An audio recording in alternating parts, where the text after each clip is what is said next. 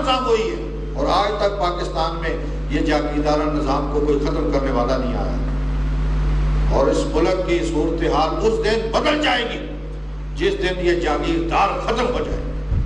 جاگیرداروں نے ملک کو برباد کیا، تباہ کیا، ستیہ ناش کیا۔ یہ جس کو چاہے حکمرانی میں لے آتے ہیں، جس کو چاہے گرا دیتے ہیں، جس کو چاہتے ہیں مروا دیتے ہیں، جس کو چاہتے ہیں رکھتے ہیں۔ بلکہ کوئی میری بات سنے تو یہ جو الفاظ ان کے ناموں کے ساتھ، یہ سردار، یہ نواب، یہ سارے الفاظ ختم ہونے چاہیے۔ اسلام میں سردار کون ہے؟ جو متقی ہے، جو صاحب تقویٰ۔ حضرت بلال کون سے سردار تھے؟ غلام تھے، لیکن کہتے ہیں کہ روٹی تک نہیں ملتی تھی۔ اللہ اکبر، ادھر ذرا پڑھو، کہتے ہیں حضور ہمارے بغیر کھانا کھاتے ہی نہیں تھے۔ یہ فرق ہے۔ کان یاکل مال خادم، وہ کہتے ہیں سرور عالم جب تک ہم سارے خادم بیٹھ نہ جاتے حضور علیہ السلام کھانا کھاتے نہیں تھے۔ تو آپ نے یہ جو آپ کے غلام ہیں حضرت زید رضی اللہ تعالیٰ، آپ کے علم میں ہونا چاہیے قرآن مجید نے کسی صحابی کا نام، ابو بکر کا نام بھی قرآن میں نہیں ہے، حضرت عمر کا نام بھی قرآن میں نہیں ہے، حضرت زید کا نام قرآن میں ہے۔ یعنی جس صحابی کا نام لیا قرآن نے، اس میں بھی ذرا غور کرو نا، آپ وہ غلام ہیں۔ حضرت زید رضی اللہ تعالیٰ عنہ غلام تھے۔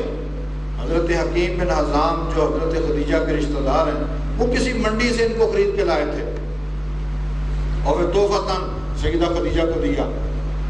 وہاں رسالت محمد صلی اللہ علیہ وسلم کا نکاح ہو گیا، عقد ہو گیا، تو حضرت خدیجہ نے حضور کو دیا۔ زید بڑا سمجھدار آدمی ہے، حضور یہ آپ کی خدمت کرے۔ ان کی واقعہ پڑھیے، ان کے چچا اور والد تلاش کرتے کرتے کرتے کرتے مکے پہنچے اور پتہ چلا کہ وہ حضور کے پاس، ان کے پاس پہنچے، کہا جی کہ ہمارا ایک بچہ ہے، وہ بکتے بکتے یہاں آیا آپ کے پاس ہے، تو ہمیں واپس کر دیں، پیسے لے لیں جو لے لیں۔ آپ نے فرمایا پیسے کیا لینے ہیں، بچہ باہر گیا ہے ابھی آتا ہے، تو اس سے فیصلہ کرواتے ہیں، اس سے پوچھ لیتے ہیں۔ حضرت زید کہتے ہیں واپس آیا، میں نے فرمایا، حضور نے فرمایا پوچھو ذرا، یہ پہچانو یہ آپ کے چچا ہے نا، یہ آپ کے، تو اور نہ لے جائے۔ انہوں نے کہا حضور یہ میرے خاندان کے لوگ ہیں، لینے آئے ہیں، اور یا رسول اللہ صلی اللہ علیہ وسلم میں آپ کی خدمت میں رہنا چاہتا ہوں، میں ان کے پاس نہیں جانا چاہتا۔ بیٹھ جاؤ، بیٹھ جائیے، بیٹھ دیکھو نا، ابھی تک بیٹھ جاؤ۔ میں بیان کر رہا ہوتا ہوں، بڑا کھل کے بیان کرتا ہوں۔ میں گیا پھر، جب آپ آتے ہیں نا اس طرح میں جاتا ہوں، میرا ذہنی طور پہ ختم ہو جاتا ہے، اور اس کے بعد میں بڑی مشکل سے آپ کے پاس آتا ہوں، ورنہ میں گیا ختم ہو گئی، مجھے بھول جاتی ہے عرشہ۔ وہ خدا کا خوف کیا کرو، کوئی ذکر الہی کا ادب کرو، کچھ حضور کا ادب کرو، کوئی مجلس کا ادب کرو۔ ہر آدمی آتا ہے کہ، اور میں سمجھا تھک گیا ہوں، اور آپ میں سے کوئی کہہ دیا بہ جائے۔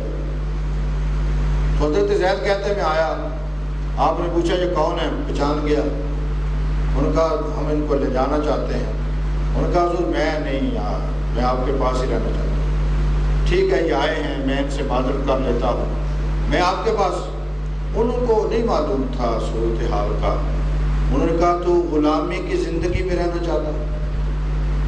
اور ان کے چچا کی زبان سے یہ کلمات نکلے کہ تو غلام بن کے رہنا چاہتا ہے، ہم تو تجھے اپنے گھر لے جانا چاہتے ہیں۔ تو حضرت زید نے کہا تم نے یہ غلامی دیکھی نہیں، تم نے یہ غلامی دیکھی نہیں، کاش کہ تمہیں اس کا پتہ چل جائے کہ اس غلامی پر کتنی آزادیاں قربان۔ تو میرے بھائیو، حضور علیہ السلام نے تو انسانیت کا آ کے سوچا، اتنا احترام انسانیت کا، کہ آپ کی صحبت میں کوئی کافروں کا امیر یا آ جاتا تو میرے کریم آقا اسی طرح ان کا احترام کرتے جس طرح کوئی قوم کسی کا احترام کرتے۔ خیر وہ صحابی جو ہیں حضرت عبداللہ بن بجلی، وہ اپنے حالات بیان کرتے ہیں۔ وہ کہتے ہیں جب میں آپ کی صحبت میں، وہ کسی علاقے کے سربراہ تھے، میں آپ کی صحبت میں گیا، آپ کے صحابہ تشریف فرما تھے، وہ کہتے ہیں آپ نے میری اپنی چادر اتار کے میری طرف پھینکی کہ تم اس کو نیچے بچھاؤ اور اس کے اوپر بیٹھ جاؤ۔ تو وہ کہتے ہیں مجھے اس وقت احساس ہوا کہ یہ نبی کی چادر ہے، میں اس کے اوپر بیٹھنا پسند نہیں کرتا۔ آپ پڑھیں حاتم طائی کی بیٹی آدم تائی کی بیٹی کسی جنگ میں گرفتار ہو کر آئی اور اس کا سر ننگا تھا.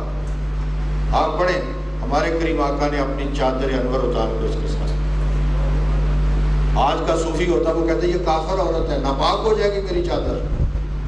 ہماری جہالت کا عالم بھی دیکھو, یعنی ہم کہاں کھڑے اور کہاں احترام انسانیت کا درس دینے والا. حلیمہ سعدیہ سگی ماں نہیں ہے, دودھ پلایا اور پھر حضور کی امتی بن گئی. صحابیہ ہیں, اور آپ جانتے ہیں صحابیہ جب بن جائیں تو نبی کا مقام کیا ہے. یعنی ابو بکر صدیق ہزاروں کروڑوں جمع ہو جائیں تو مصطفیٰ کے در کی خاک کو نہیں پہنچ سکتے. وہ صحابیہ ہیں, ایمان لے آئیں. لیکن صحابہ کہتے ہیں جب بھی وہ خاتون آئی ہیں حضور نے اپنی چادر بچھائی, اس چادر پر اسے بٹھایا اور خادم بن کے سامنے بیٹھے. بلکہ اس خاتون کے ساتھ جو کوئی آتا ہوتا ہے نا, کوئی ساتھ کو دوسرا آ گیا, تیسرا آ گیا, ان کو بھی آپ کہتے ہیں اس کے ساتھ چادر پہ بیٹھو. بلکہ صحابہ کہتے ہیں وہ جو کہتی ہیں یہ کرنا ہے محمد, یہ کرنا ہے, یہ کرنا ہے, اور آپ کہتے جاتے کر دوں گا کر دوں گا کر دوں گا. اور صحابہ کہتے ہیں بعد میں ہم پوچھتے ہیں کہ یا رسول اللہ یہ کون بوڑھی عورت ہے کہ جس کی ایک بات بھی آپ نہیں ٹھکراتے. تو آپ فرماتے ہیں میں اس کی گود میں پلا, میں نے اس کا دودھ پیا, یہ کیا ہے. اس قدر احترام. اور امتی کا بھی, امتی کا احترام جو بیان کیا وہ بھی سنیے. خانہ کعبہ کو, سنن ابن ماجہ کی روایت ہے, آپ نے خانہ کعبہ کی طرف متوجہ ہو کر فرمایا کعبہ تیری بہاریں بڑی اچھی اعلیٰ افضل, اللہ کریم ہمیں بھی اس کی زیارت کا شرف عطا فرمائے. کعبہ تو بڑا بلند, عظمتیں تیرا سارا کچھ, لیکن میرے امتی کی عزت اللہ نے کعبہ تو اس سے زیادہ بنائی. آپ دیکھتے نہیں ہم کعبہ کی طرف ٹانگیں نہیں بچھاتے, کعبہ کی طرف ٹانگیں نہیں بچھاتے, لیکن جو کعبے سے محترم ہے اس کی عزت سے کھیلنے سے بعد نہیں آتے, اس کو مار دیتے, اس کی عزت تہمتیں. اسلام نے یہاں تک کہا کہ اگر کوئی آدمی دوسرے پہ تہمت لگائے تو 80 کوڑوں کی سزا دی جائے. اور ہمارے معاشرے میں تو اتہام بازی رہ گئی اور رہ کچھ نہیں گیا. اگر آپ اس دور کو پڑھیں, انسانیت کی عزت خراب, ذلیل, عزتوں سے کھیلنا, قتل, ڈاکے, چوریاں, اور ہمارا معاشرہ بھی آج اسی طرف بڑھتا جا رہا ہے. حضور علیہ السلام نے آ کر جو ہماری تربیت کی تعلیم دی. قرآن کریم میں ایک آیت ہے جس کا ترجمہ میرا خیال ہم غلطی کرتے ہیں, وَلَفْظَ مَنْ قَاتَلَ نَفْسًا بغیر نفس ہے. اس کا ترجمہ ہم کر دیتے ہیں کہ جس نے کسی انسان کو قتل کیا, حالانکہ وہاں انسان کا لفظ نہیں ہے, وہاں نفس کا لفظ ہے. انسان اور نفس میں فرق ہے. نفس کہتے ہیں کوئی ذی روح چیز, یعنی جس میں بھی روح ہے نا وہ نفس ہے. اس میں کیڑی بھی شامل ہے, اس میں کتا بھی شامل ہے, اس میں بلی بھی شامل ہے, اس میں چڑیا بھی شامل ہے, یعنی مخلوق خدا, یعنی جس میں بھی روح موجود ہے. اسلام کہتا ہے جس نے اس پہ حملہ کیا وہ گویا سمجھے کہ اس نے پوری انسانیت پہ حملہ کیا. اور فَكَأَنَّمَا أَحْيَا النَّاسَ جَمِيعًا, اور جس نے کسی ایک نفس کا احترام کیا وہ سمجھے کہ اس نے ساری مخلوق کا احترام کیا. اور آپ نے ایک ایک چیز کے پہلو انسانیت کے سامنے رکھے. پھر آپ پڑھتے ہیں باپ کا درجہ, ماں کا درجہ, بیٹی کا درجہ, بھائی کا درجہ, ہر شے کو ممتاز کر کے رکھ دیا کہ لوگوں ان راستوں پر چلو. اور ہم نے وہ راستہ جو احترام مخلوق کا ہے وہ ہم نے چھوڑ رکھا.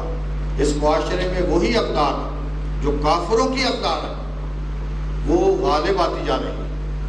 ہمیں چاہیے کہ ہم وہ جو انسانیت اور مخلوق کے احترام کے پہلو سرور عالم نے سکھائے ہیں ہم ان کا مطالعہ کریں, ہم ان کو پڑھیں, اور جو احترام سرور عالم نے کسی کو دیا ہے وہ ہم ضرور اپنے اوپر لاگو کر لیں. کیا آپ کو علم ہے اس بات کا؟ مثلا آدمی کو آپ سے پوچھے کہ حضور علیہ السلام کے محبوب کون ہیں, کتنی بڑا یہ درجہ, وہ ہیں اسامہ بن زید. اسامہ یہ حضرت زید جو غلام نہیں تھے ان کے بیٹے, اور صحابہ کہتے ہیں ان کا لقب ہے حب رسول اللہ، حضور کے محبوب، غالباً وہ 18 سال کی عمر کے تھے جب ان کو حضور علیہ السلام نے سپہ سالار بنایا، اور ابو بکر صدیق بھی اس قافلے میں شامل۔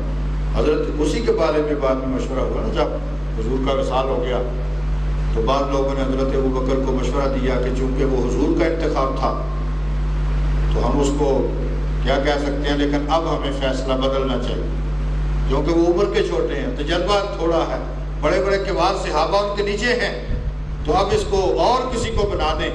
اللہ اکبر، وہ بھی ابو بکر صدیق ہیں۔ انہوں نے کہا حضور کا فیصلہ نہیں بدلا، اگر اسامہ کو سربراہ بنا یہی بنا۔ جب